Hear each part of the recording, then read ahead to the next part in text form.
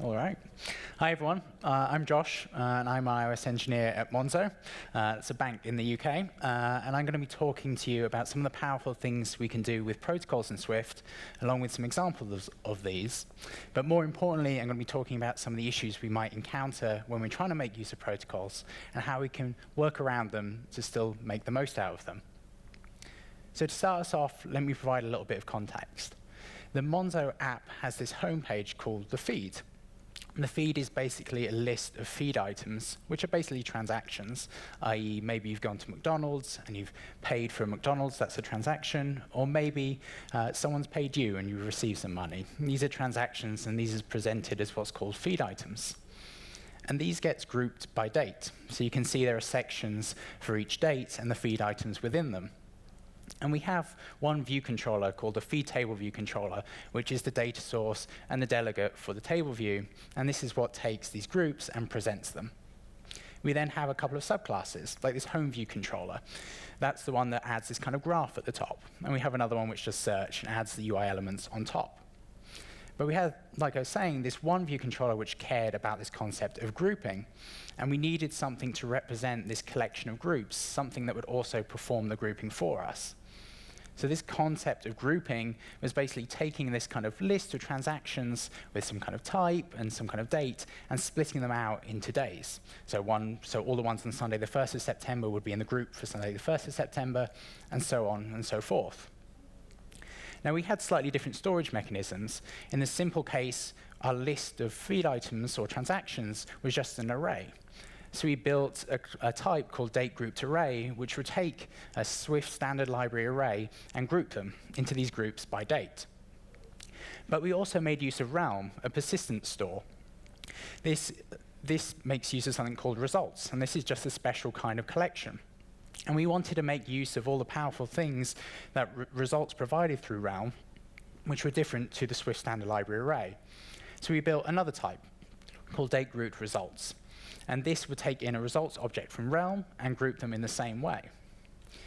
But we had our view controller, our feed table view controller, which cared only about the groups. It didn't really care about the underlying storage mechanism, whether or not it was an array, a dategrouped array, or whether or not it was dategrouped results. It just cared about this common interface. That is, it could get all the titles for the groups, and it could get the items within each group. So that's what led us to protocols. So we had these two, and we built a protocol to define that interface called dategrouped collection. This was what the feed table view controller could then use. It could have a property called which was of type dategrouped collection, and that exposed that interface to get the groups. So this is what our definition for that dategrouped collection protocol looked like when we first started writing it. We had this property requirement for keys, which was an array of keys which represented the titles of each group. For the sake of example, this had both a getter and a setter. But then we also had this function requirement that members of dategrouped collection protocol had to implement, and that was called group for key. Now this is where we encountered our first kind of stumbling block. What was this going to return? Now, we could say it will always return a list of feed items, but really a dategrouped collection could store any kind of anything which could be grouped. It doesn't necessarily just have to be feed items. Like a collection, we don't have string array or int array. We just have one kind of array and the protocol collection that backs it, and it can handle any of those. So this is where we can make use of something in Swift called associated types.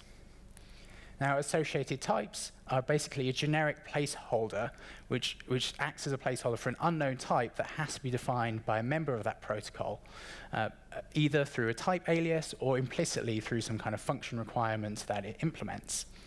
And this is basically a protocol requirement like any other. Like a property requirement or a function requirement, the members of this protocol have to define this in some way, either explicitly or implicitly. So we tweaked our definition so we could see also from this, within the standard library, there are some examples of this. So we have collection here, which is from the standard library, and this itself has an associated type called element. This is that placeholder for what this collection actually contains. And we can see it makes use of this for the subscript function. The subscript function will take in an index, and it will return this element, which is the associated type, the placeholder for what that collection actually contains. in effect making this protocol generic in some way, because this associated type is this kind of generic placeholder.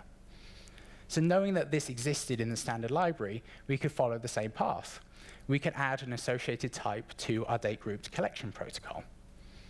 So we added this associated type with a similar name as in collection called element, and this would be the type that is being grouped.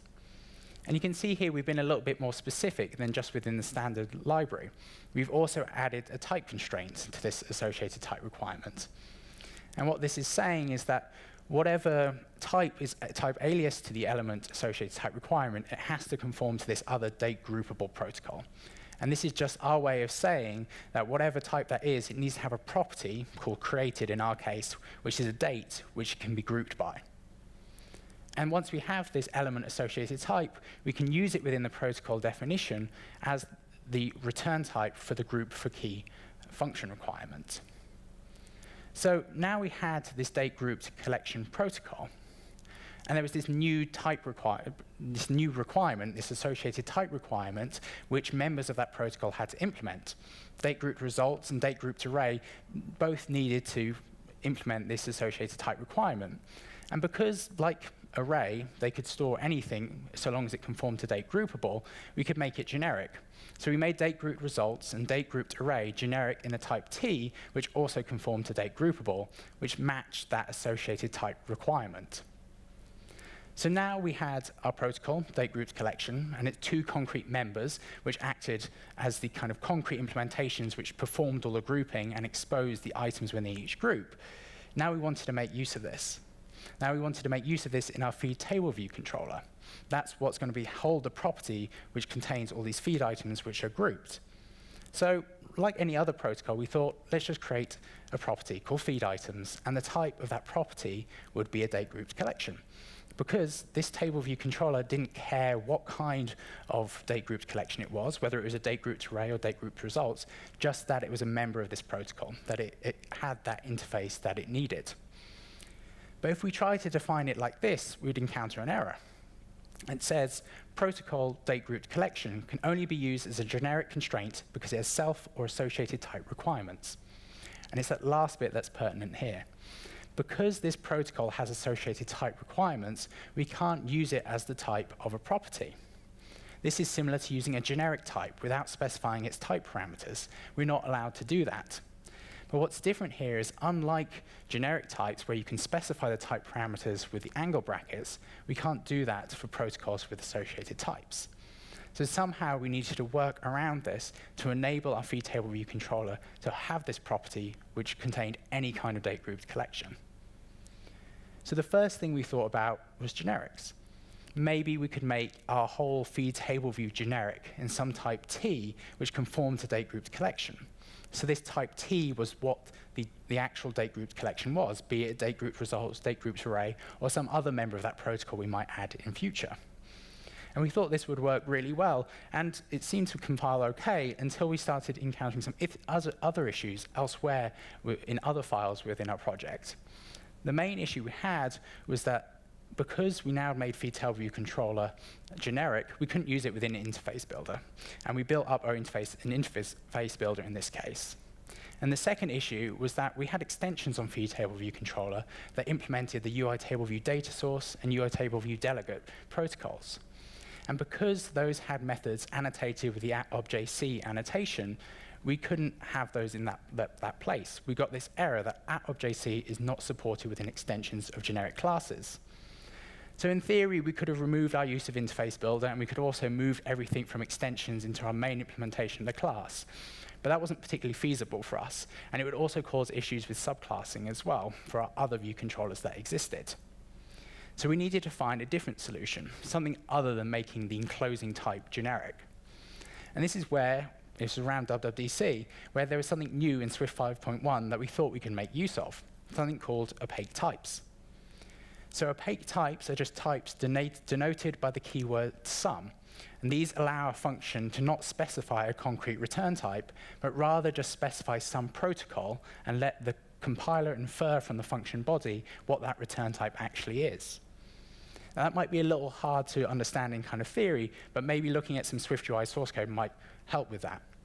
This is a snippet from one of the example projects from Apple. And we can see that this body property has a type of some view, and view is a protocol.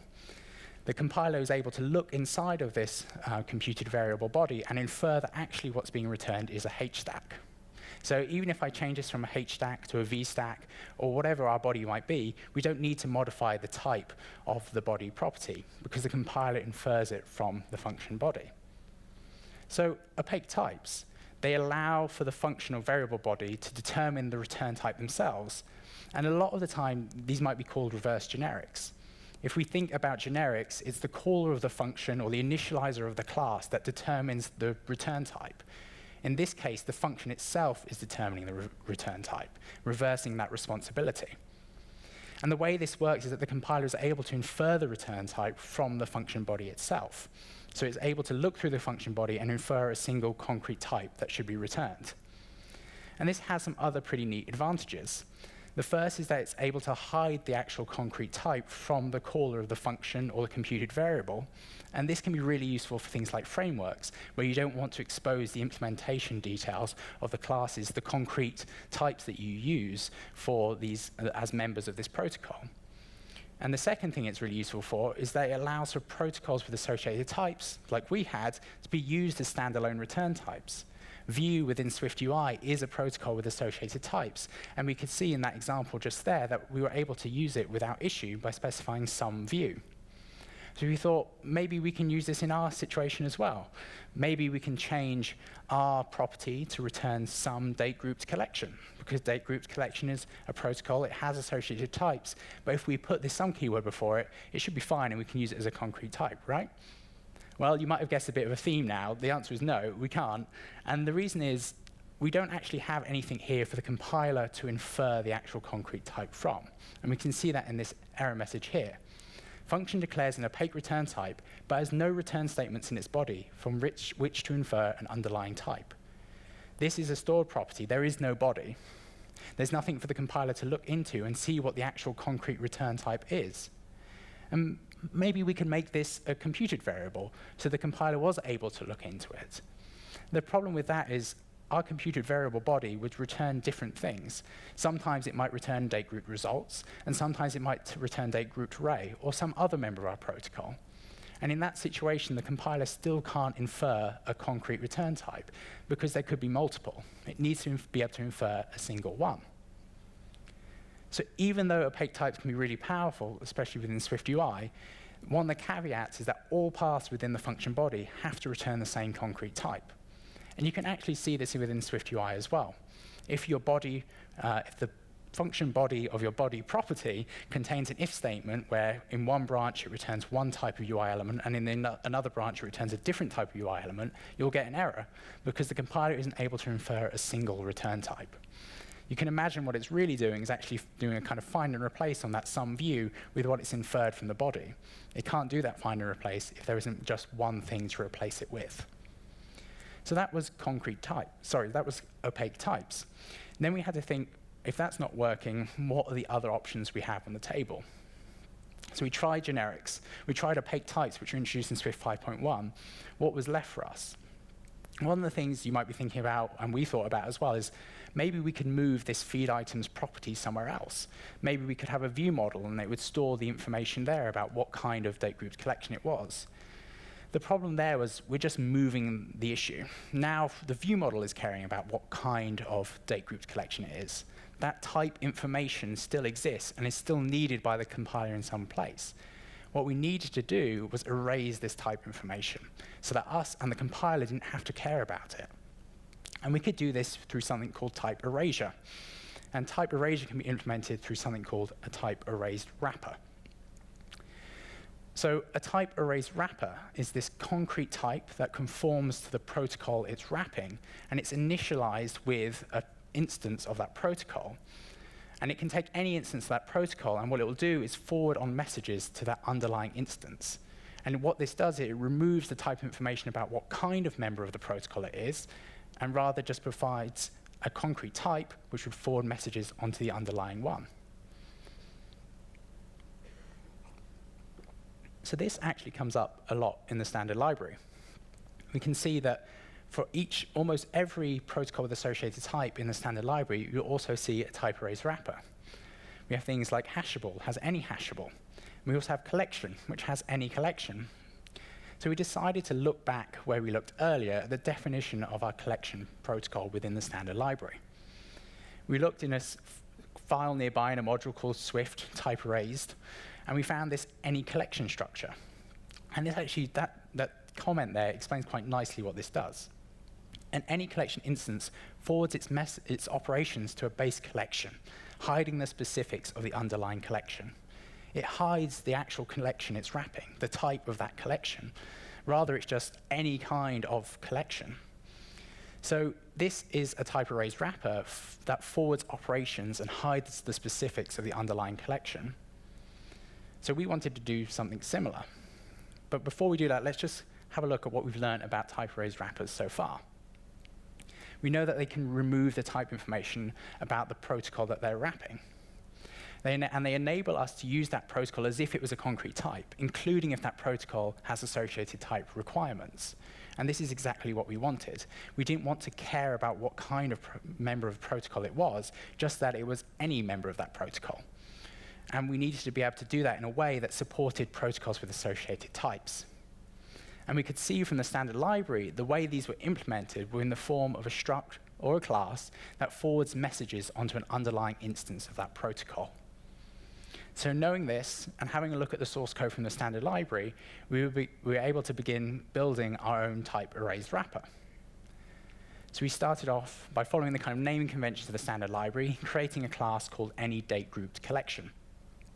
And this conforms to dategrouped collection. Because this is a wrapper, it needs to be able to be used in all the same places that any other dategrouped collection could be used. And in order to conform to dategrouped collection, there are a number of requirements that it had to implement. The first of which was the associated type requirement, this element that it needed to type alias. So we made any dategrouped collection generic. The generic type T matches the associated type requirement element on the dategrouped collection. And we can see we type alias that associated type requirement to our generic type T. And then we need to think about how we actually wrap an underlying type.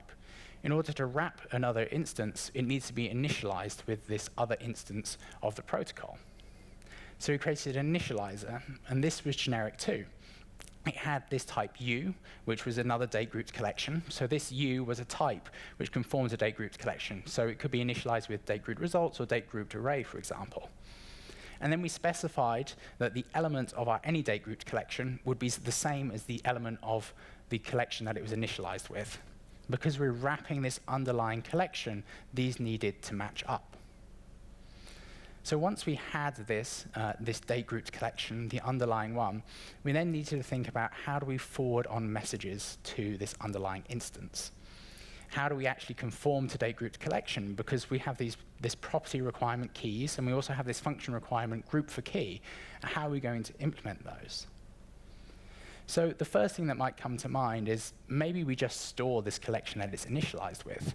Maybe we take collection and put it into a property within any dategrouped collection and store it there.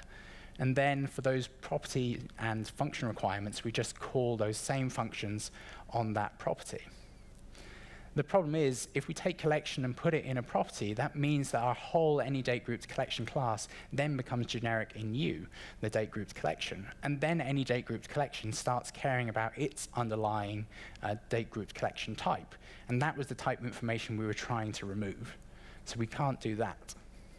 But what we can make use of are closures.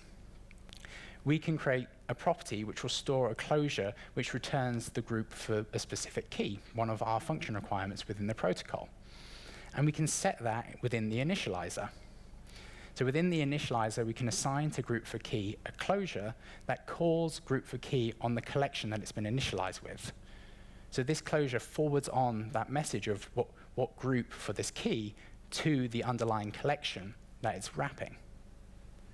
So we can actually make this even simpler. Rather than needing a closure for this, we can shorten this to just taking a function reference, which is the .group part, and assigning this to the closure property.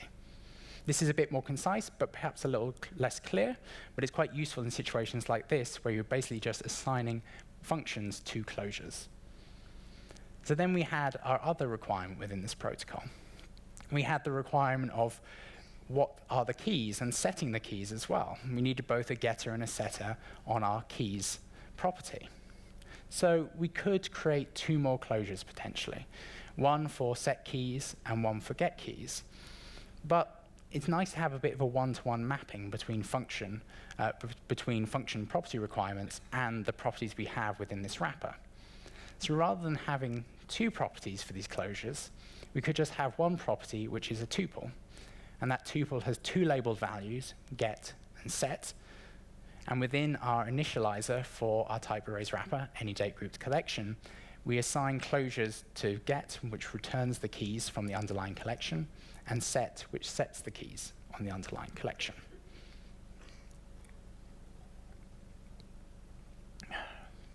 So now we have the properties and the closures within them, which we need in order to be able to fulfill our requirements of our protocol.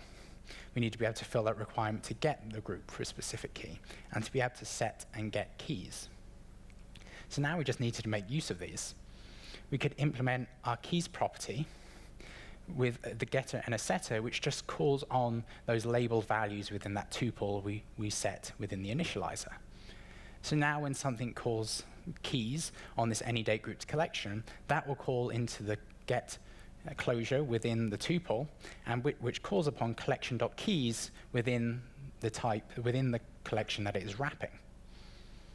And secondly, for our group for key function requirements, we can just call on our group for key closure that which we'd set when this type was initialized as well. So now we have our type arrays wrapper. We can initialize this with another date grouped collection, like date grouped array or date grouped results, and it erases the type information about what kind of date grouped collection it is.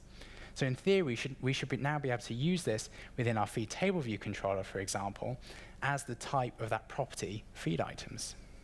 And whenever anything's called upon it, we just forward messages on to that underlying type. So that was what we just did to build a type arrays wrapper. Let's just recap some of those steps quickly. The first thing we did was created a concrete type that conformed to the protocol it was wrapping. This was needed because we wanted our type arrays wrapper to be able to be used in all the same places that any other member of the protocol could be used. In order to fulfill the associated type requirements, we made it generic in a type T that matched that requirement. In our case, it was element. We then had an initializer which stored closures for the function and property requirements of the protocol. And then we called upon these closures within the implementations of those functions and properties to forward those messages on to the underlying instance. So now we had this type arrays wrapper. Like I was saying, we can now use this within our date grouped collection within our feed table view controller in place of our date grouped collection protocol. So let's take a look at that. We could just simply rename the type that we were using for feed items to any date grouped collection, and now we can specify what that element type is as well, that it's an any date grouped collection of feed items. So this would be storing a collection of feed items.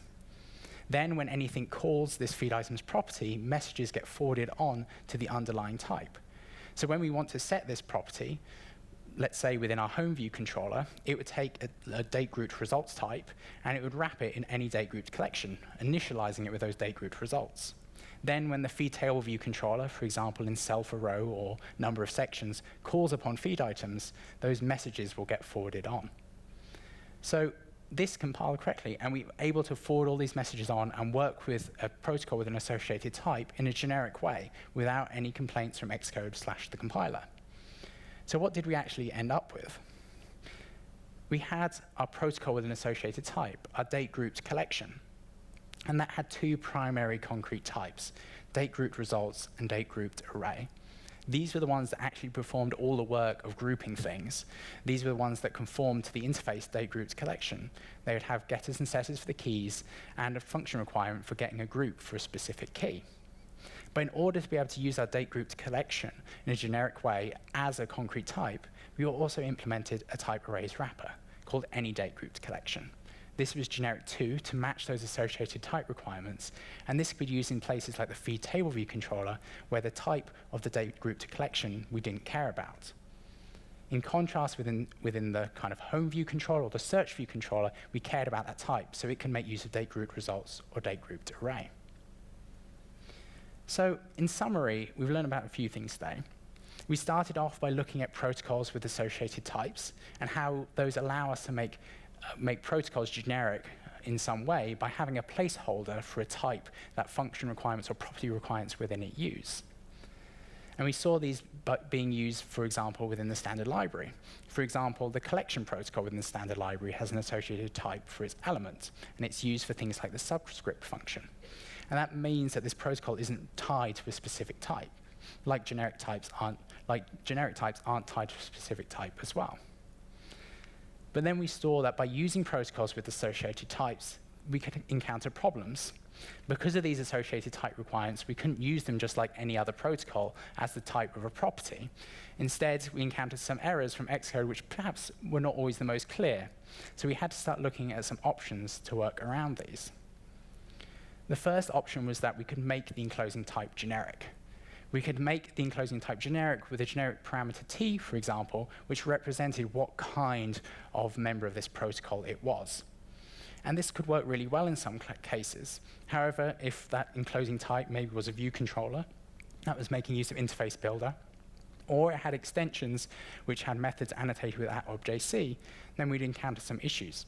We'd have other complaints from the compiler. We wouldn't be able to use the interface builder file, or the compiler would complain about those @objc annotated functions. But in a lot of cases, this actually will be the ideal solution. Sometimes it works less well, but most of the time, this actually is great.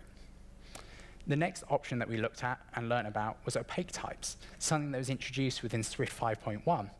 These were denoted by the keyword sum and allow a function to not specify a concrete return type, but rather let it be inferred from the function body. So we could see this was used within Swift UI for the body property on its view, and it would return some view. And we saw that view was a protocol with an associated type requirement.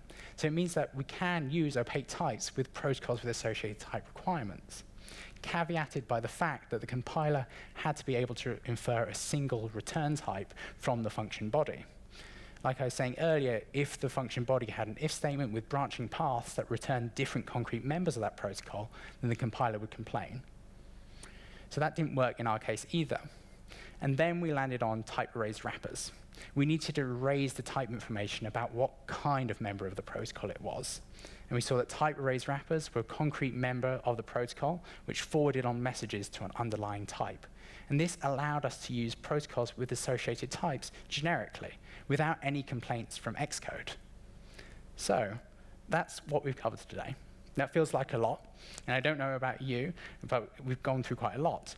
But if nothing else, I hope that what you take away from this is some eagerness to explore and play around with protocols some more, safe in the knowledge that even when you encounter issues, that there is light at the end of the tunnel and that there are solutions. Thank you.